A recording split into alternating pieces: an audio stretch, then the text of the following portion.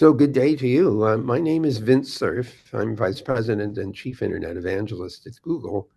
But for purposes of this interview, I'm also one of the co-inventors of the Internet. Welcome, everybody, to this special interview. For me, it's an honor to host Pinton Surf, more known as Internet Fathers. Welcome once again, Pinton, to Cultural Ring and its global network. First of all, I would like to recommend to read the brief history of internet in ISOC internet website. It is available in several languages because Pinton won't talk specifically regarding internet history. It's an honor for us that you accept to talk about your pioneer's profile, about your talent, because you are a gifted human being. Internet is a co-creation, a co-design, co-invention as well, but you invented, founded, and a lot of initiatives, projects, ideas, endeavors, etc. For this reason, I would like to start the dialogue um, with the first question to generate synergies. Okay? So do you have how do you want to frame that question? Yes, we have a lot of information about your career, but in this interview, we want to know what is significant for you. Therefore, I would like to start the dialogue for your beginnings. What interest did you have in your youth or adolescence? So starting around age 10, I became very, very interested in mathematics, particularly algebra. I had complained to one of my teachers that the fifth grade arithmetic seemed very pedestrian. Isn't there more to this? And they said yes and handed me an algebra book, which I worked on during the summertime. At that same year, when I was 10 years old, I also got a chemistry set. And I had a very good friend across the street who later became a physicist. But he and I were doing simple chemistry experiments. At one point, not so simple, we actually made some nitroglycerin, which, is, you may know, is a very powerful explosive. That was a stupid thing for us to do. Fortunately, we did not blow ourselves up. But I learned from that experience how powerful collaboration was, working together, rubbing ideas together, trying things out, correcting each other's mistakes. Similarly, I was a big fan of a toy called an Erector set. In the UK, it's called Meccano. It's a different, slightly different technology. And in today's world, Lego would be a good example, where you could build almost anything because the parts all were standardized and you could fit them together any way you wanted to. So this idea of working together with other people was very reinforcing, and I have found all of my successful work has been a consequence of working together with other people, standing in front of a whiteboard and having a big argument over something, mostly about how to get to the destination, how to solve the problem, how to get the design to work. So the argument is not a personal argument. It's an argument about how to get to the place you're trying to get to. And I find that tremendously stimulating. So very early in my history, I became a huge fan of working collaboratively with other people.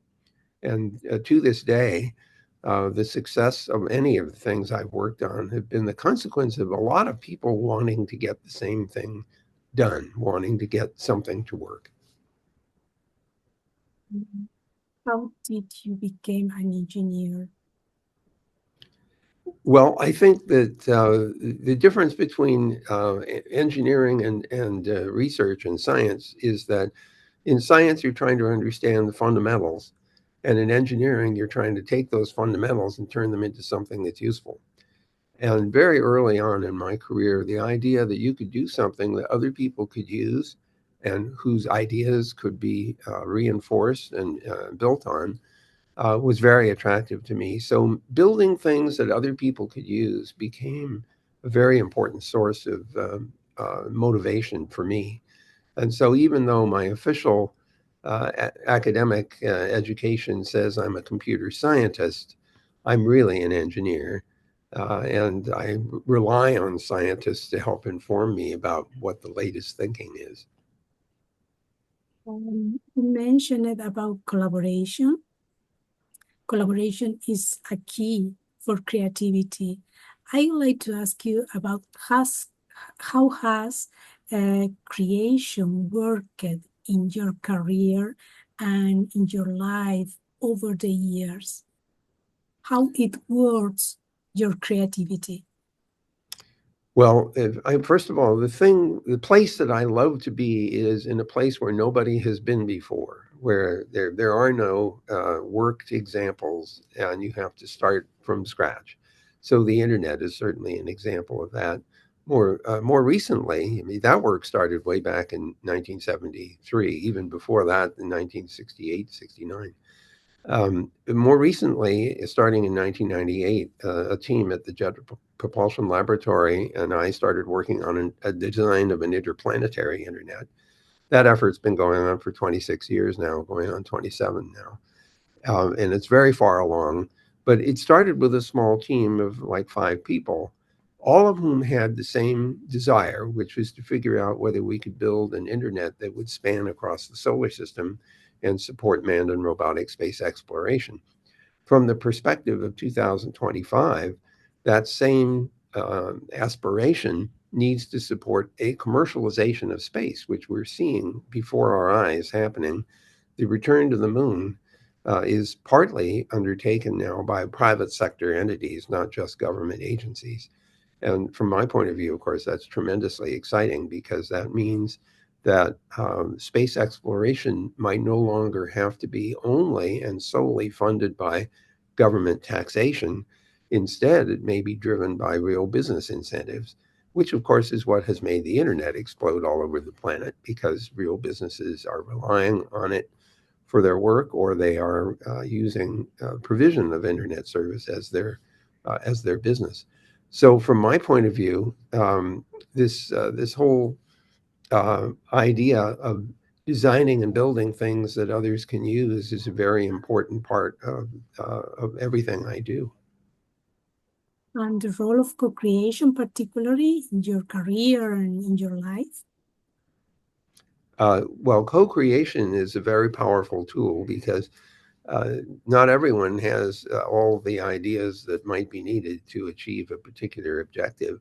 You'll often find that if you can bring together people who have very different experiences and different perspectives, they will see solutions to problems that you might not see. And so the idea of a single inventor working in the garage somewhere has never been nearly as appealing to me as a small group of people trying to find a path forward to solve a problem that hasn't been solved before. So I enjoy working with groups of 5 to 10 people. When it gets bigger than that, then you need much more organizational structure. You have to have practices and procedures and documentation and so on. By the way, with regard to documentation, that's another lesson that I have learned over the years, which is writing down what you're trying to do and how you did it or what didn't work and why is really important. First of all, because you may not remember everything. And second, other people will learn and can learn from your experiences, especially if you're open to sharing them. And so almost everything I have done in my career has tended to be extremely open and available to the general public and to other colleagues.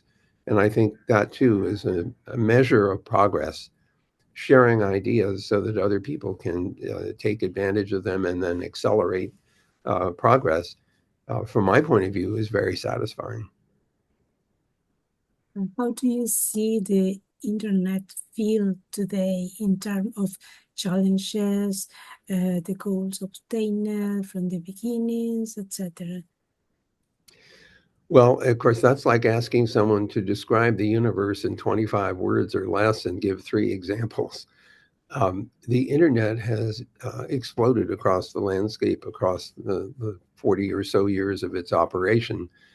When it started, we had great aspirations that it would be a purely positive experience for everyone. That sharing of information, discovery of information, working together collaboratively.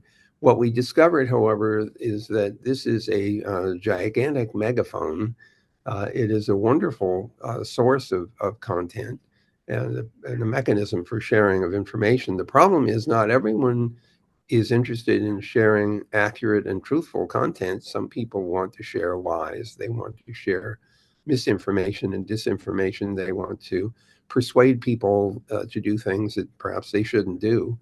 And so we run into the problem that when the general public, when the population of a planet gets access to a resource like this, there will be some parts of that population who will not have our best interests in mind.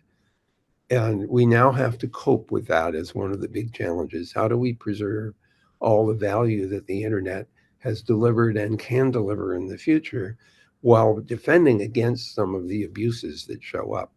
So there are a collection of tools that we have that we can use to accomplish this objective. The first one is to focus on accountability. We want to hold parties accountable for what they do in the online environment.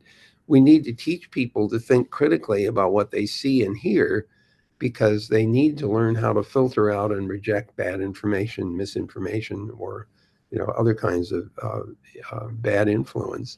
So critical thinking is an important skill to learn. Since the internet is global in scope, it crosses international boundaries. We need collaboration and cooperation across country boundaries in order to achieve the accountability that we're looking for.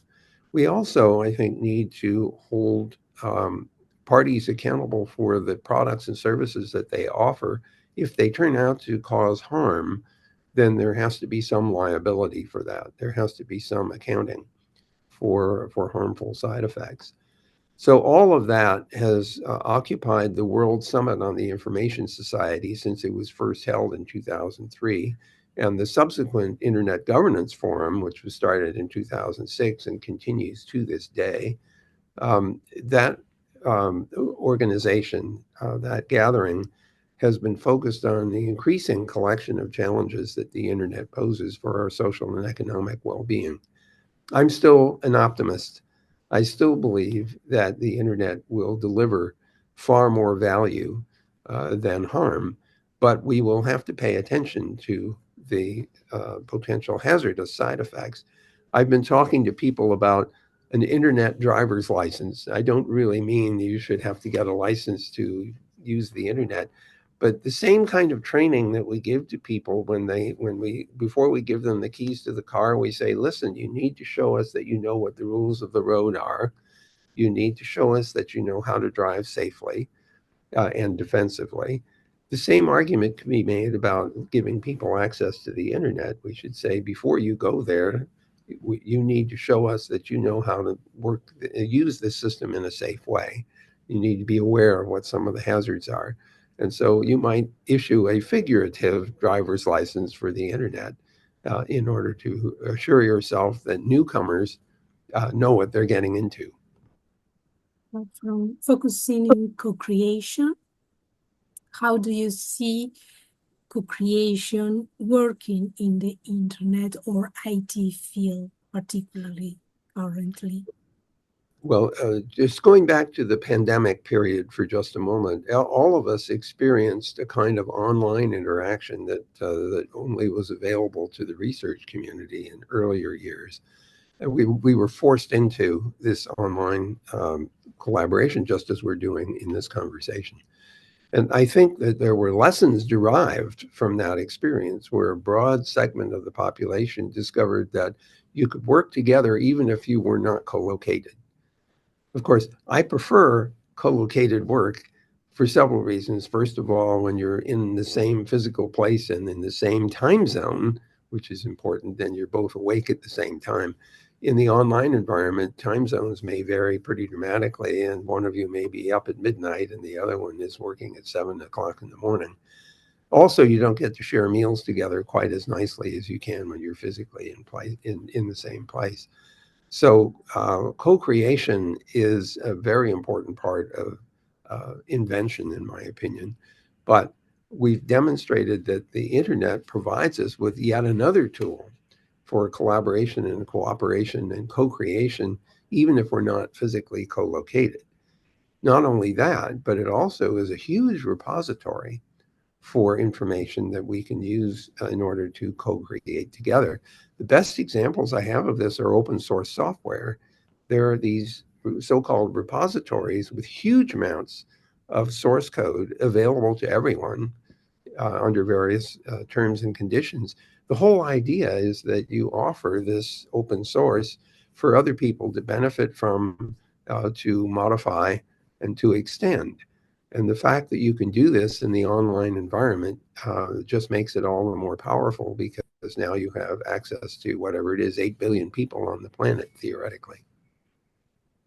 Reaching to the education system section in the interview, how did the education system work to channel your talent? You mentioned something in the beginning, but particularly how work to channel? Well, several things happened. I mentioned earlier my fifth grade experiences at age 10. But later, in 1957, you may remember that the Russians launched Sputnik on October 4th, 1957. And that was a great wake-up call for us in America. We were surprised by that. And as it turns out, the response of the American government was to escalate science, technology, engineering, and mathematics training, especially at the high school level. And so, just as I literally, the day that I entered high school, February 1st, 1958, was the day that our first satellite was confirmed in orbit. And prior to that, our National Science Foundation had introduced an advanced placement program for physics and chemistry and mathematics and the like. So as I entered high school in 58, I was all of 15 years old at the time, and I was hit with all of this really wonderful, exciting advanced placement classes. And so the space program had a huge influence on me in a very direct way because of all of the advanced placement classes. But also, it turned out I got to work at one of the companies that was deeply involved in the American space program. It was called Rocketdyne, and they made the F1 engine for the Saturn spacecraft. The first stage of the Saturn rocket had 5 F1 engines, each engine producing 1.5 million pounds of thrust. And at the ripe age of 18, as I've just graduated from high school, I am going to work for 6 months before I go to Stanford to start my mathematics program. I got to work on the F1 engines for the Apollo program, in particular, analyzing the test results that were coming back from tests in fixed installations, just to make sure that the engine could run until it ran out of fuel, after which we didn't care what happened. So I was and I was a big science fiction fan. I started reading science fiction in that same year when I was 10 years old. And so I was living a kind of science fiction dream in my high school years, and just as I was starting to begin college. So this had an enormous impact on me, a beneficial one. And it persists today. I'm just as excited about the return to the moon now as I was in our first mission to the moon in the 1960s. On time. You are on time. We are in the imagination section in the interview, and I would like to invite you to play an imaginative game. Okay? The first one is Aladdin's lamp gives us the possibility of knowing a secret of success in your career? What secret could you reveal to pass on as something valuable to new generations? So I'll give you three secrets. These are the secrets for a successful career. So the first secret is that you should do something that you really like to do, something that you enjoy doing. The second secret is that you should be good at it. If you're not good at it, it's not going to be a very good career. So you should choose to do something that you're good at and that you like to do. And the third secret is that you should be able to earn a living at it. If you can satisfy all of those conditions, you like to do it, you're good at it, you can make a career, you can make a living. Those, if you can satisfy those three requirements, you will almost certainly have a pretty interesting career. I've been very fortunate that I've been able to satisfy all three of those criteria in all the work that I've ever done. And leads to a fourth secret, which is that learning something new turns out to be part of job satisfaction. If you have a job where you're not learning anything new, it starts to get boring.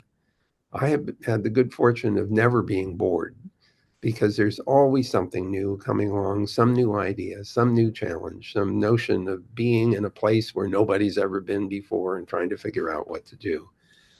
So for me, those are the important secrets of a successful career. Wonderful, wonderful. Thank you. The second one game, it's a simulation. Let's simulate that an international organization in education and culture summons you to advise them on what skills the new generations should have, not only in IT field, as human beings. What I, would you advise? well, I don't know whether you can generate this skill. This may be something you have to be born with, but I think curiosity is possibly the most valuable trait to have. I am always curious about how things work. Why does it do it that way instead of this way? Or why did this go wrong? And why did this work? My curiosity is what drives me forward. It also has taught me another important life lesson, and that's that you can always learn something from anyone you meet. Regardless of who that person is and what their background is or anything else, I guarantee you that there is something to learn because every person's life is different from yours. They've had experiences that you haven't had. And even if there are overlaps, there will still be places where they have been and you have not. And so that's why I find conversations with people that I haven't met before so interesting because I'm sure if I work at it that I will discover something that I didn't know that it was worth learning. And so from my point of view, curiosity and a desire to keep learning is very, very important. There's another reason for the importance of learning new things. Uh, if you look at the history of human lifetime, you notice that our lives are extended. Even 100 years ago or 120 years ago, people lived into their 50s or something, or 40s and 50s. Um, and of course, lifetime now tends to be on the order of 80 to 90 years. So I want you to think for just a moment about how much can happen over a period of 80 or 90 years. 80 years ago, was in the 1930s. That was quite a long time ago. Just imagine what you know of the history in the 1930s, what technology was available at the time.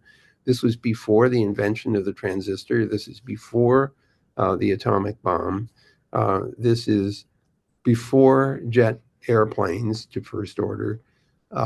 So I mean, there are all radar and all kinds of inventions that have happened after the 1930s. So imagine for just a second that it's 1935, 90 years ago, and you're trying to figure out what should I be learning in 1935 to prepare me for the next 90 years. And the answer is no way are you going to learn enough in 4 years of college or something to be prepared to be useful and productive for the next 90 years. The implication of that is you have to keep learning. And so not only do you have to conceive the desire to learn, but you have to learn how to learn and you have to want to learn. And it's easy to get into a kind of a rut where you don't want to learn anything. You have a job and you know how to do it, and everything goes along. And then somebody comes along with a new idea, completely changes the work, and you are no longer able to make a living with the thing you learned how to do. Then you better be prepared to learn something new. Just think about 2007. Let me just pick a milestone. That was the introduction of the iPhone from Apple. That was transformative because it made the internet accessible no matter where you were if you could get a signal. And second, it made the mobile phone far more useful because of all the applications that you could run on the internet. So those two technologies were mutually reinforcing. And imagine that prior to that time, nobody had any idea that you could do something like that. So now we've had to learn how to do millions of apps on our mobiles. We rely on these things every day, maybe more than we should. But it just reinforces the idea that there will be 2007s for the next multiple decades. And every time another big invention comes along, we'll have to learn how to use it. So that just reinforces the notion of lifelong learning as opposed to go to school, go to work, and retire. We have arrived to the end of this short interview. Would you like to tell me something else about the questions or other aspects that you think are relevant for you? Well, I would say that given what we have now learned about the power of the internet and the potential that it brings us to learn new things. I mean, to give you an example, one of Google's products is called YouTube, and it has endless videos in YouTube showing you how to do things. And the interesting point about that is that often you want to do something now. You need to fix something, you want to make a meal, and you don't know what the recipe is, you don't know how to do this. Almost every time I have looked for something to teach me how to do something, it's on there already. Maybe a dozen people have already made the videos. And so it's a fantastic resource for learning something that you need right now. And the motivation for learning something that you need right now is much more powerful than learning something now that maybe you might need to know 5 years from now. The fact that you can learn how to do something right when you need it is extremely reinforcing. It's very powerful. So this just reinforces the idea that we should want to learn new things and we should want to learn them when we need to. So it's just-in-time learning is really powerful, and it is supported, it's facilitated by this online environment, at least in the YouTube space. Well, that's true for many other kinds of applications online that have things to teach us. So that's why I'm so positive about the long-term utility of this online environment, because it's a place where we can learn whenever we need to learn some new things. Thank you, Vinton. I had a curiosity about interplanetary internet, but you mentioned it in the beginning. Thank you so much. Once again, thank you for the collaboration in the research of Co-Creation Lab and also for contributing with your outstanding figure in Cultural Ring. Thank you so much. Well, thank you very much for the opportunity to go back and review my own personal history and experience. Asking these kinds of questions is very useful because it makes you think about some of the things you might not normally think about. So thank you for the opportunity.